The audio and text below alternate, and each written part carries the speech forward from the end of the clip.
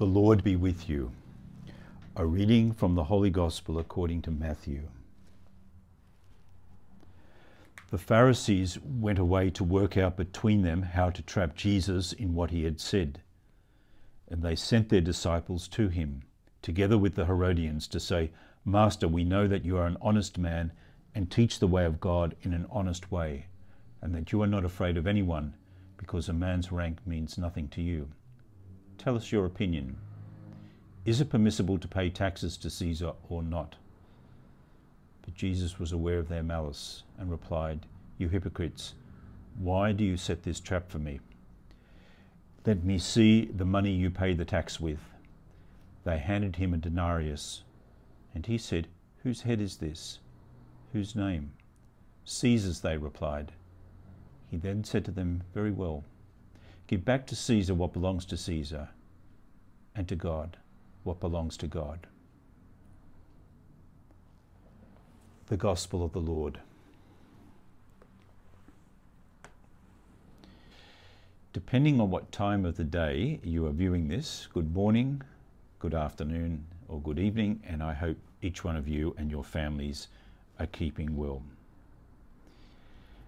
As you are very much aware in these reflections that have been offered to you through the parish, there has been continual reference to the situation we're living in. The particular context I'm aware of at the present time is a certain mental, emotional weariness that we're all suffering in various degrees. Trying to work our way through the tension of signs of improvement, signs of stepping backward, what's happening in our own country, what's happening in other parts of the world. We're wrestling with all of that, and there's a certain tiredness and an anxiety that comes with that. We're particularly aware of people who are suffering greatly, whether that's economic suffering or loneliness, as well as issues to do with physical health.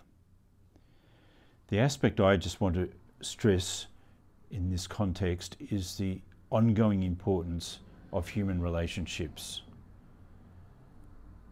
We are aware, again, of those pressures on people's mental well-being, emotional well-being at this time. But I think the degree to which we can take seriously the importance of family relationships, relationships in the community, as well as relationships more globally, are important to support each one of us at this time. The value of relationships, the value of friendship, the value of family, and the value of community in its more general sense. And that's what this parish, along with other parish communities, seeks to be. A community where human relationships are important, that people, no matter what they're facing, and particularly times of hardship and suffering, that each one of us know that we are not alone.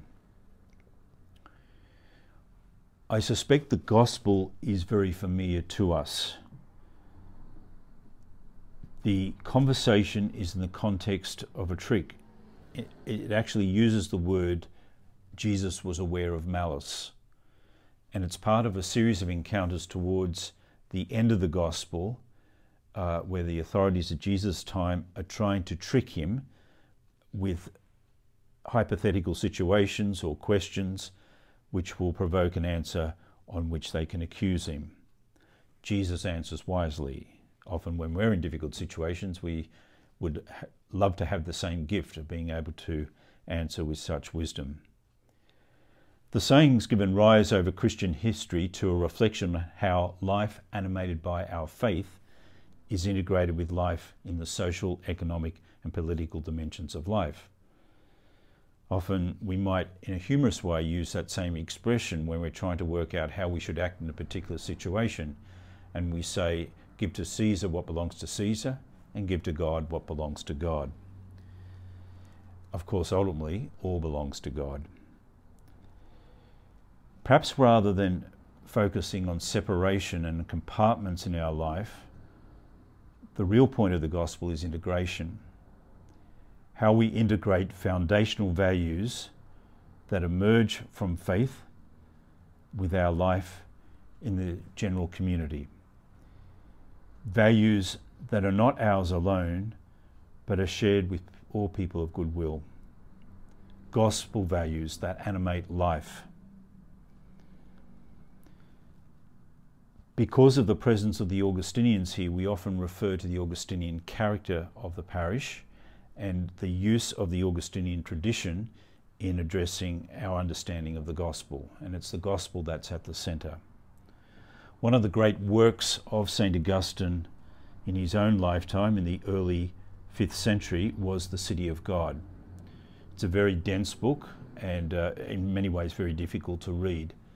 But the actual motive for which it was written is very simple.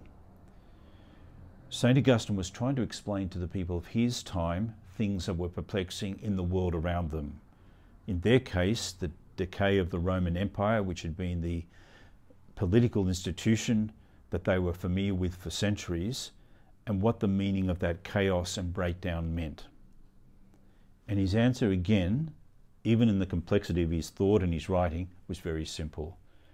That our human conditions ebb and flow. What's really important is the values by which we live our lives.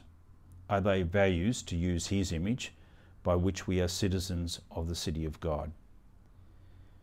In our own time period, the immense importance of the social encyclicals of the Church through the 20th century into the 21st century, where it was trying to marry these gospel values with how we engage in our political, social and economic world, that they were not two separate compartments, but that there was a unity between who we are on the inside and how we act.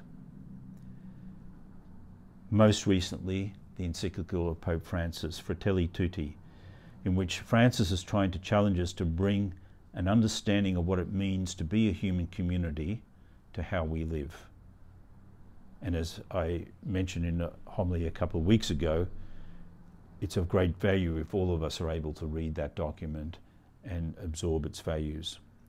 So bringing what we believe to the world in which we live. This is not a simplistic principle. We all have different ideas and perspective, and within the broad parameters there's often a diversity of solutions to the problems that we encounter. But all solutions must have a moral content. Foundational values, the dignity of each human person, respect for human life, respect for God's gift of creation, importance of fair and just economic relationships, respect for the diversity of ethnicity, culture, respect for gender, sensitivity for those who suffer. Societies should be fair, principled, peaceful, where the well-being of citizens is protected. And finally, at the Masses this Sunday at the parish, there is a guest speaker representing Catholic Mission. And I'd imagine this speaker will focus on support of communities in various parts of the world where the mutual relationships between our interest and concern and material support benefits both communities. Catholic Mission is about a holistic support, things specifically to do with evangelization and catechesis, but also the welfare of those communities. It's universal. We're not just concerned about what happens in our own patch, but rather what is happening in other parts of the world of concern to us. So the speakers at the Mass, they will expand on this topic, but that we keep in our prayers and our thoughts the intentions of Catholic Mission. Thank you.